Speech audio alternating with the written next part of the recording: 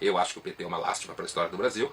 Ninguém me convence que o PT melhorou a condição dos mais pobres. O PT, na realidade, deu uma bolsa para que os mais pobres ficassem votando nele e destruiu a economia, portanto destruiu os mais pobres, né? Porque tem muita gente que não entende, mas quando você destrói a economia, destrói quem dá emprego, você destrói quem precisa do emprego. Isso é tão óbvio que dá até pena de quem não consegue fazer essa conta básica. Agora, a impressão que eu tive do discurso da Dilma é que assim, tem uma abertura, que é aquela lenga-lenga de sempre, ela fala, ela tenta comparar a situação que ela está passando com a trágica situação que ela passou sem dúvida nenhuma durante a ditadura e sofreu e foi torturada, isso é o fim da picada, eu acho que isso é uma coisa que tem que ser respeitada, mas ela tenta primeiro dizer que ela era uma combatente da democracia, o que é mentira. Todo mundo sabe que o grosso daquelas pessoas que foi para a guerrilha queria destruir a ditadura porque queria fazer uma ditadura próxima de Cuba e União Soviética aqui, tá? Então, isso só engana o coitado dos alunos na escola, que não conhece história, inclusive porque muitos professores só negam a informação. Então não é verdade que a guerrilha combatia em nome da democracia. A guerrilha, no cenário da Guerra Fria, o Brasil, a ditadura brasileira servia aos interesses americanos, e quem foi para a guerrilha queria derrubar os interesses americanos e instaurar uma ditadura lá Cuba, aqui. Então, portanto, quando a Dilma fala que ela e a democracia estavam de novo em agonia, é duas mentiras, tá? Ela estava em agonia, sem dúvida, quando ela foi presa e torturada, e isso é o fim da picada. Mas a democracia era uma vítima no período da ditadura, mas não eram esses comunistas que queriam fazer do Brasil uma ditadura cubana que eram a favor da democracia. Isso é mentira, tá? Vocês ficam falando essas coisas porque as pessoas não conhecem a história, então vocês enganam todo mundo. A outra, também uma mentira de que seja um golpe o que está acontecendo no Brasil, né? É constitucional, ela estava se defendendo, tem advogado, tem direito à articulação política, invade a rua para fazer movimentos a favor. Então a comparação dela com o período da ditadura ali é absolutamente falso. É falso porque naquela época ela era vítima da violência, agora ela não é um processo constitucional.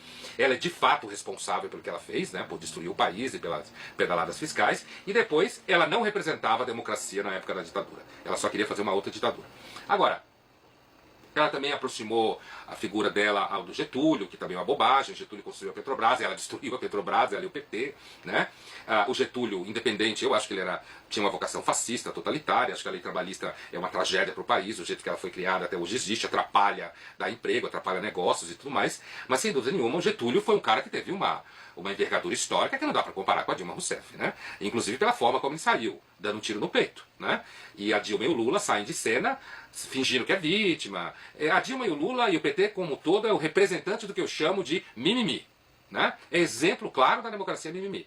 Então não dá para comparar. Muito também com o Jango, não acho que dá para comparar o Jango com o Getúlio, mas tampouco a Dilma está sendo vítima de um golpe militar como o Jango foi.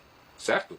Então, também a tentativa de dizer que é a elite econômica sustentou o PT, até hoje, até ontem sustentava, grande parte da elite econômica estava muito bem com o PT, então bancos e não sei o quê, então querer dizer que o PT combate a elite econômica, de novo, é para os coitados que infelizmente não têm informação, ou para a igrejinha do PT que fica falando por aí. Depois ela teve a discussãozinha no miolo lá sobre as questões técnicas, e impeachment é um processo político. Tem um gancho jurídico, mas é um processo político, todo mundo sabe que é um processo político, né? E depois no final ela volta, ela fala de netos, fala que é avó, ela de novo volta essa tentativa subjetiva retórica meio melosa, né? Ela voltava isso no final, e assim, uma última coisa que eu diria é o seguinte: tinha um monte de gente gravando documentário lá, esse discurso dela, como ela bem falou, isso é verdade, é para a história.